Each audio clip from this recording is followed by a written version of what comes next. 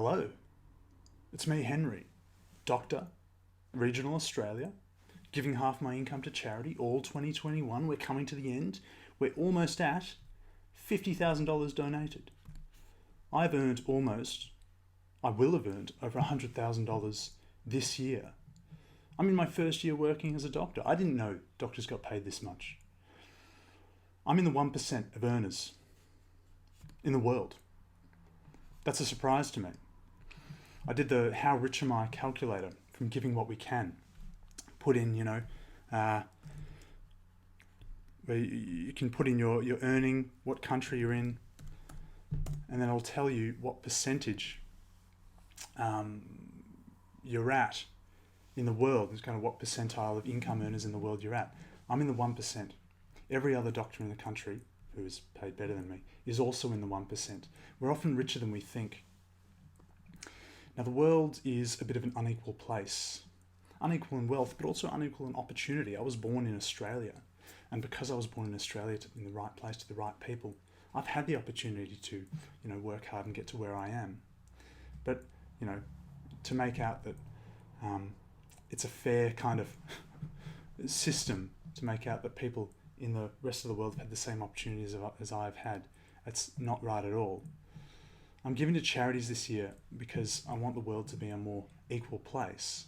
I think being in the 1%, being in that kind of top echelon of wealth and opportunity in the world, I probably have a responsibility to try and make the world a fairer place. I think about slavery a lot. And for hundreds of years, slavery was kind of the done thing in the world. And the people in power, the people that had the power to change that, chose not to. And they chose not to again and again and again. And I think now we look back and see that that was the wrong decision. And I wonder, in 100, 200 years, what will we look back on as the thing from our era that, perhaps we had the power to change but chose not to. And maybe it's this rampant inequality of opportunity that exists around the world, that us in powerful positions in the top 1%, the top 5%, had the opportunity to change but chose not to. I'm giving back, and I'm giving back in a way that I'm trying to be really smart about. I'm giving to great charities, and then I'm giving even more to really, really great charities around the world that evidence shows, grassroots voices support, that expert advice supports are doing effective work that's really helping to change people's lives. Not work that just feels good or looks good, but work that's actually improving people's lives and even saving lives. Now, the charity I've given the most to this year is Innovations for Poverty Action. I've actually given them another $2,088 this paycheck. The reason I like these guys so much is that not only do they do good work around the world, but they also carry out research that tells us what doing good work actually looks like. So this organization, Innovations for Poverty Action, they've been running about 20 years. They were founded by this development economist, Dean Carlin. And they've run over 800 projects so far, all around the world, all sorts of countries. And the aim is to try out little global development projects, to just see what works. Sometimes things that we think will work don't. And sometimes things that we don't think will work do work. And so you just kind of have to try stuff out and see what works in different places for different people. And then when they have the evidence from these trials, and sometimes, these trials do work really well and they do help people, but then they take the evidence from that and they go to the countries, go to the governments of these countries, and they say, look, this worked. Maybe you should implement this as policy. So they influence policy and upscale these changes in that way. And I think it's really exciting. Some examples of projects they've done in Zambia. In Zambia at the moment, they've recently found that handing out growth charts to parents so that they can track the growth of their children has been very effective in reducing growth stunting in those children. So now they're in conversation with the Zambian government trying to upscale this project. In Sierra Leone, they've been trying out different methods of increasing vaccination rates, handing out bracelets, doing SMS reminders, doing social media campaigns, and seeing what works and seeing what they could upscale or perhaps roll out in a different country.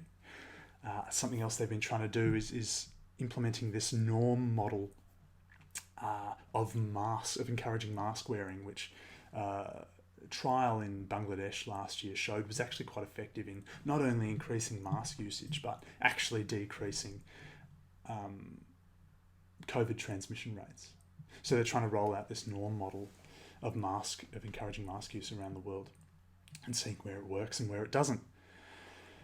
So I think they're a fantastic organisation. You know, not only are they doing good work, but they're doing the research that allows us to see, you know, where good work is actually happening, what is good work and what's not such good work. And I think that's really important if we actually want to make the world a better place instead of just doing what looks or feels good. I'm always really keen to hear feedback from people about, you know, what they think I'm doing right, what they think I'm doing wrong, what charities I could be giving to that I'm not. It's Christmas time. Lots of people are thinking about charities and how to give and who to give to. And I'd really encourage people to look into organisations like GiveWell or The Life You Can Save, or Giving What We Can, Open Philanthropy. These are organisations that are really focused on how to give effectively, you know, and which charities around the world are doing really the best work for the people that need it most. And now this is the section of the show where I open my fan mail for the day. So one of the downsides of giving to charity is that you do start getting signed up to all sorts of mailing lists that you didn't realise you were getting signed up for. So I've gotten a couple of fan letters this fortnight. One here is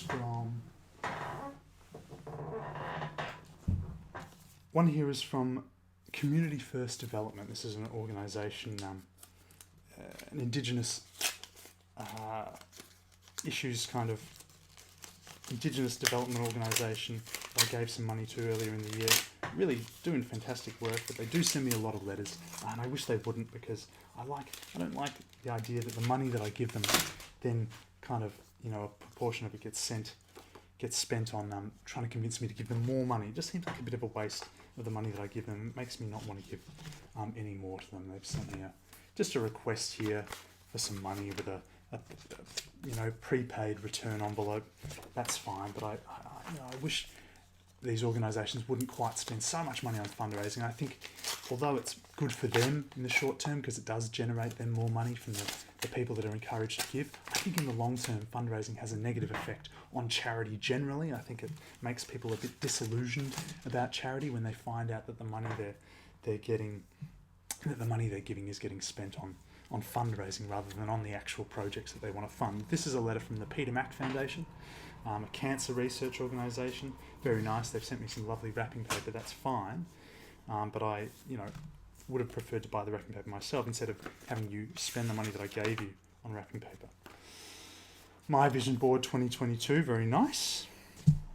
And a paid return envelope so that I can send them some money. You know, fundraising, good in the short term, I think, but think about the long term and fire your charity consultants, your fundraising consultants, because I think they're giving you bad advice. Cheers. Much love to you all. I'll speak to you in the future. Please reach out, send me a message, leave a comment. Tell me what's going on, tell me what I'm doing wrong, what I'm doing right. And Merry Christmas to you all.